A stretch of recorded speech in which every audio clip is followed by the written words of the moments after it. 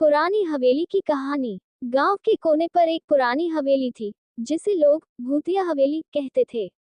ये हवेली कई सालों से खंडहर में बदल चुकी थी और गांव वाले इसके पास जाने से भी डरते थे।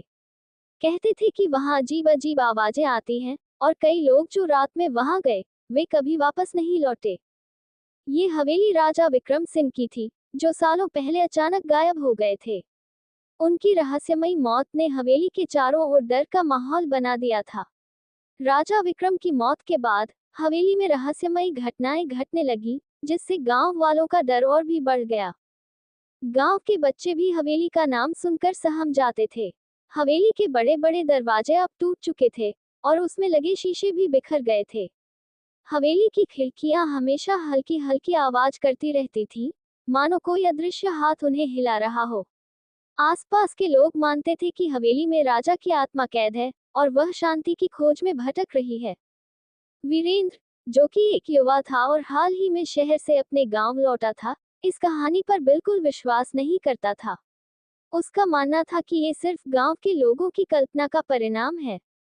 शहर में पढ़ाई के दौरान उसने कई तरह की आधुनिक विज्ञान की बातें सुनी थी, जिनके आधार पर वह भूत प्रेत की बातों को सिर्फ अंधविश्वास मानता था। वीरेंद्र ने अपने दोस्तों से इस हवेली में जाने की बात की, लेकिन किसी ने भी उसके साथ जाने की हिम्मत नहीं दिखाई। सबने उसे समझाने की कोशिश की कि यह जगह खतरनाक है और वहां जाने का मतलब अपनी जान जोखिम में डालना है। लेकिन वीरेंद्र जिद्दी था। उसे यकीन था कि वहां कुछ भी असामान्य नहीं है। एक रात वीरेंद्र अकेले ही हवेली की ओर निकल पड़ा। चांदनी रात थी और आसमान साफ था, लेकिन हवेली के पास पहुंचते ही वीरेंद्र ने अजीब सा सन्नाटा महसूस किया। हवेली के आसपास के पेड़ भी अंधेरे में डूबे हुए थे और हवेली के विशाल दरवाजे के पास खड़े होकर उसने एक ठंडा झोंका महसूस किया। वीरेंद्र ने अपनी टॉर्च जलाए और धीरे धीरे हवेली के अंदर कदम रखा। जैसे ही वह अंदर गया, हवेली की दीवारों पर पड़ी धूल और मकड़ी के जालों ने ये साफ कर दिया कि यहाँ कोई वर्षों से नहीं आया था। वीरेंद्र के कदमों की आवाज गूंज रही थी और हवेली के बड़े बड़े कमरे उसे अजीब से लगे। अचानक उसे लगा कि किसी ने उसके पीछे से उसका नाम पुकारा है। वह तुरंत पलटा, लेकिन वहां कोई नहीं था। वीरेंद्र ने इसे अपनी कल्पना समझकर नजरअंदाज किया और आगे बढ़ता रहा। हवेली के अंदरूनी हिस्से में जाकर उसे एक पुराना कमरा मिला, जिसकी छत टूटी हुई थी और वहां चारों ओर धूल थी। वीरेंद्र ने कमरे में घुसते ही अजीब सी ठंडक महसूस की। कमरे के बीचों बीच एक पुरानी कुर्सी रखी थी, जो धूल से भरी हुई थी। वीरेंद्र ने कुर्सी के पास जाकर उसे ध्यान से देखा और जैसे ही उसने उस कुर्सी को छुआ, अचानक हवेली की खिड़कियां जोर जोर से बंद होने लगी। वीरेंद्र को एक झटका लगा, लेकिन वह डर के बजाय अब और भी ज्यादा उत्साहित हो गया था।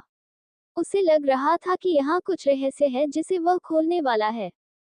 हवेली के अंदर एक और कमरा था, जिसकी खिड़की से चांदनी की हल्की किरणें भीतर आ रही थी।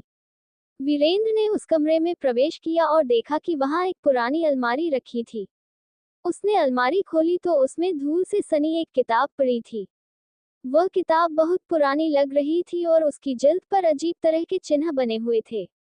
वीरेंद्र ने किताब खोली और उसमें राजा विक्रम सिंह के जीवन की कुछ घटनाओं का वर्णन था।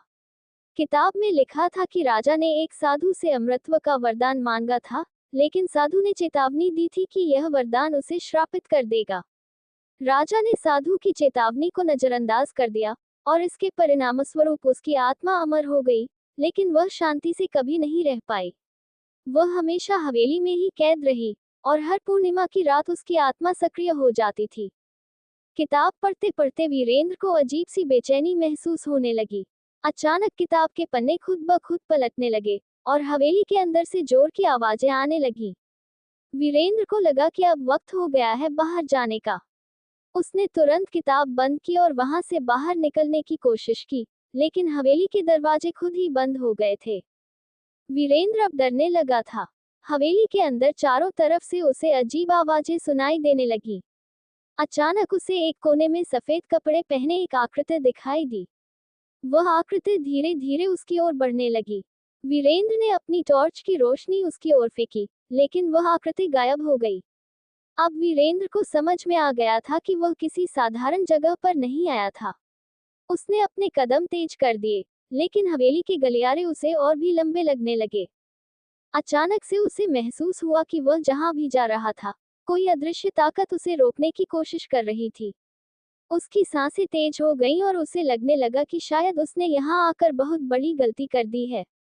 तभी हवेली के मुख्य कक्ष में एक जोरदार धमाका हुआ और वह आकृति फिर से उसके सामने आ गई। इस बार वह आकृति स्पष्ट रूप से दिख रही थी। वह राजा विक्रम सिंह की आत्मा थी। उसकी आंखें जलती हुई लाल थी और चेहरा विकृत था। राजा की आत्मा ने वीरेंद्र की ओर इशारा किया और धीमी, भयावह आवाज में बोली, तुम यहाँ क्यों आए हो? ये स्थान मेरे श्रापित जीवन का हिस्सा है। जो यहाँ आता है, वह वापस नहीं जा पाता। वीरेंद्र अब बिल्कुल स्तब्ध था। वह पीछे हटने की कोशिश कर रहा था, लेकिन उसके पैर जड़ हो गए थे। राजा की आत्मा धीरे धीरे उसकी ओर बढ़ रही थी और वीरेंद्र के दिल की धड़कनें तेज हो गईं। तभी वीरेंद्र को अचानक किताब में लिखी एक बात याद आई। किताब में लिखा था कि राजा की आत्मा को मुक्त करने का एकमात्र तरीका था उसे उसके किए गए पापों के लिए क्षमा मांगने के लिए प्रेरित करना। वीरेंद्र ने हिम्मत जुटाई और राजा की आत्मा से कहा, तुम्हें अपनी गलतियों का प्रायश्चित करना होगा। तुमने जो अमरत्व का वरदान मांगा था, वह तुम्हारे लिए श्राप बन गया है। अगर तुमने अपने पापों के लिए माफी मांगी, तो तुम्हारी आत्मा मुक्त हो सकती है।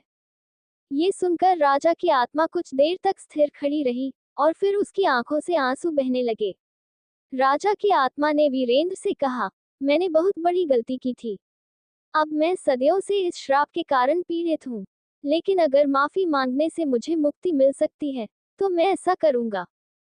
वीरेंद्र ने देखा कि जैसे ही राजा की आत्मा ने ये कहा, हवेली के अंदर